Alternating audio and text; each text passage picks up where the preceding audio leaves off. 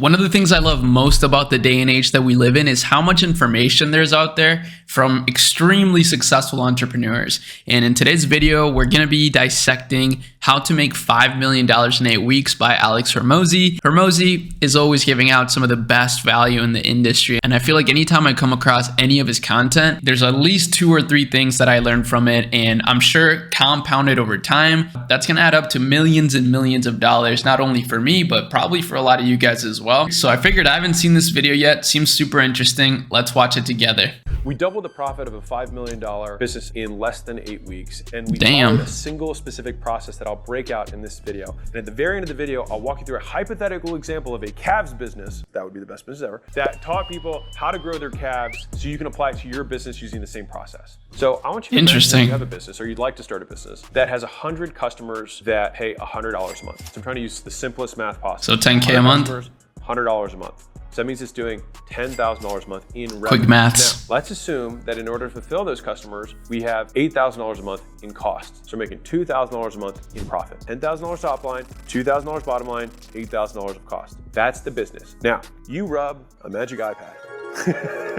A genie appears, and this is not any kind of genie. This is a business genie, and this niche genie has one wish that he can grant you. And so he says, I can grant you one wish. He says, I will double your business in one of 3 ways. You need to tell me which way you want me to do. Door number 1, or wish granted number 1, is these videos are so high quality. The amount of customers that you bring in every month. With this business, let's assume that your churn is not that good, so people stay for on average 3 months. Number 2, I will double your price. So you'll have the same number of customers and I'll double how much they pay you every single month. Nothing else will change. Door number 3, he says, now what I'll do is I'll double how long they stay. So instead of staying for 3 months, they'll stay for 6 months. Which of the wishes do you take the genie up on? Really, be honest. In the comments, tell me what your first guess was gonna be. A, B, or C. So with probably A, he doubles all of them. So now we have 200 customers a month. What happens? Well, if we have 200 customers paying us a month, we now are making $20,000 in top line revenue. And assuming everything scaled proportionally, we would have $4,000 a month in profit and $16,000. Oh, I see where he's getting at with this. This is going to be a great point. We doubled the amount of profit, doubled our business. Awesome. Let's go to door 3. Because people are staying twice as long, but you're getting the same amount of customers per month, eventually you will get to the same equilibrium point as the first one. The exception is that wish accomplished does something more powerful, which is it increases your LTV. Now, because of that and the additional months that they pay you, most businesses, it's more profitable the last month someone pays than the first month. Usually cost of acquisition, cost of onboarding, there's more cost associated with getting a new customer. By the way, guys, you should be applying all this stuff to e-commerce if you are an e-commerce business owner, but I'm not gonna lie, there's so many different kinds of business models that you can apply, and like the skill of selling stuff online is applicable to so many different things. So when you watch any of my videos, that's really the frame of reference that you should be having, is like the skill of selling shit online. So this is actually a really good point. I think I know where he's gonna get at with this, but I'm not trying to spoil it with you guys or for you guys. Keeping someone. If you can double the lifetime gross profit per customer, then your cost of acquisition can be bigger than it could in the first example. Here, I eventually get to the same top line, but I have more bottom line because I didn't have to spend as much on marketing. So between A and C, you pick C. Now you're like, all right, well, what about door B? So let's say we had the same 100 customers, but now instead of paying $100 a month, they're paying $200 a month. We still have the same cost of fulfilling them. It's $8,000. And our profit went from $2,000 a month to now we have literally the extra $100 a month that's pure profit. So we 6x'd the profit of the business with one change. For those in the audience who are thinking, but not as many people would buy. So I told you that we increased how much profit the business made. I'll tell you the one change that we did was we looked at the entire marketplace that were selling a similar service to theirs. And it was based on our research, we felt that the market could support a 50% higher price. And so we literally, and this was already a pretty expensive thing, we literally did nothing but add 50% to the price and changed nothing about the product. And guess what happened? That's crazy. More people bought. Why?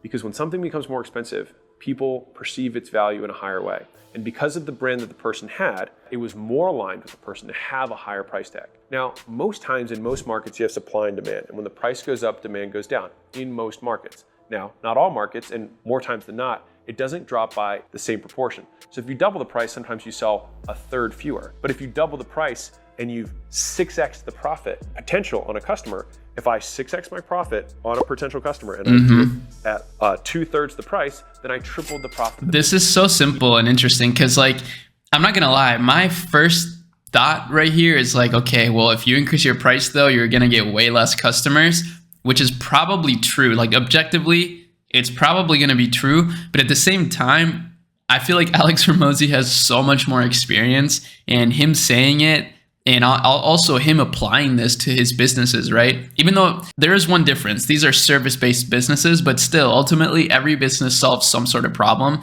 So what he's saying about simply increasing your price and still being able to gain the same amount of customers, from his experience, it's true. So maybe sometimes you just got to send it and increase your prices to provide a better service just through the perceived value of the product. That's so interesting. You still make way more money. And so finding the absolute perfect point of profit many times comes from raising the price. And pricing is one of those very interesting things because it's very tied to emotions. A lot of people are very afraid of raising the price because they don't want to break it. So I want to talk to you about how to raise the price if that is your goal, which is why the number one lever that you have on profits is pricing and constantly testing. A lot of people split test their pages, they split test their scripts, they split test their offers, but the thing that they forget to test is their price. And it's the strongest lever of all three levers. Okay, so let's walk through a hypothetical business and the steps that I love when he does this stuff. Increase the price if that's what we decided was the right call. So the first thing we would do is we'd survey the existing audience using the Van Westor pricing survey. And let's say this business sold a 12-week Grow Your Calves program. And let's say it was $1,200 for 12 weeks, very simple. And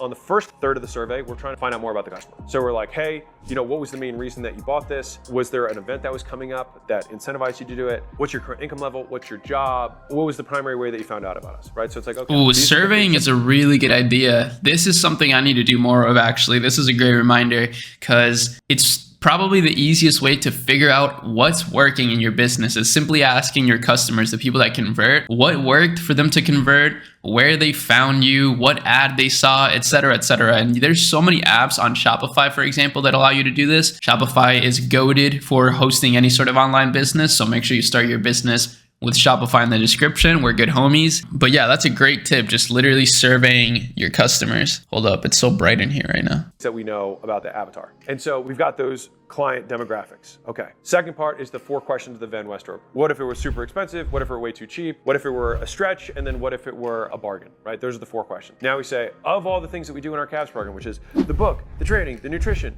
the stretching thing that we have, the one-on-one calls for accountability, the buddy system that we've put together so you have an accountability buddy, like all of these things that we do in our value stack, which of these, if we only had one of them, you would keep, and which of these, if we got rid of one, you would lose and not care. You take that data in, number 1. Number 2, now we communicate it internally first. All right, so we got to communicate to the team. We got to communicate to the sales team, communicate to the marketing team. Then we communicate it to our customers. This is what's happening. This is why it's happening. Past, present, future. This is what we did to get here. This is why it's important now. This is what we're trying to do later. We're investing in the business because we want to fulfill our promises. Finally, now we bring it up to the new customers who are coming in. So we hit our lists up to let them know, so we had the urgency in step 4, and then the last step is now we officially have this new price. Now what we want to do now is expect the fact that the change in price will probably result in fewer sales by total volume. And the reason for that is because we cleared the pipeline before the price change. It happens. Once you have that, you have to let it shake out. You have to let it settle. And it's really trying. It's very difficult to do that because it takes guts. Yeah. And once you make that and you let it settle, then you just do the math and let the math do the talking. But if you sell it at twice the price, you make more money. So in our hypothetical calf scenario, this is so true. $2,000 or $3,000 because we found out that that was the price that was right at that sweet spot. That was the stretch, but they'd still do it. We might have just 2 or 3x the profit of the business by making that one change. And maybe, because calves are the coolest thing ever, got even more people to buy it because they thought they really could get the results that we said we were going to help them experience. If this was interesting to you, go to acquisition. That is really interesting. Videos on pricing. You can watch more about pricing as it applies to your. I'll obviously link this in the description, so make sure you guys, do that. But wow, that's super interesting. I guess pricing, he's right. People actually don't test pricing enough because everyone's competing for the best price possible,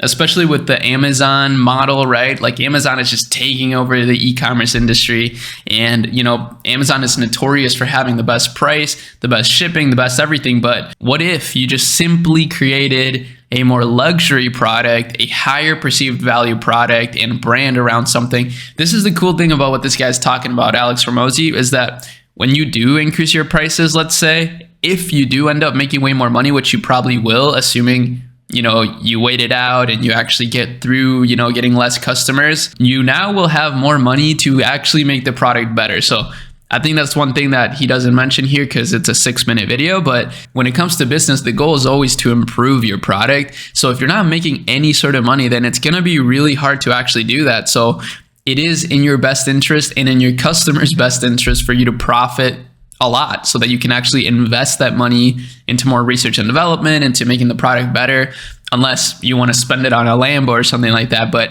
that should come after you make like multiple millions. First, you got to just focus on improving your product. I've been doing that a lot this year, and it's made a big difference in my business. We've been making massive gains this year, and I'm not gonna lie, I feel like me watching these videos, me doing all this research on YouTube has really played a big part in it. So I hope you guys enjoyed this video. That's all I got for today. I just thought it'd be interesting to share with you, and I hadn't watched this video yet, so might as well watch it with the gang. But with that said, I'll see you in the next video. Peace.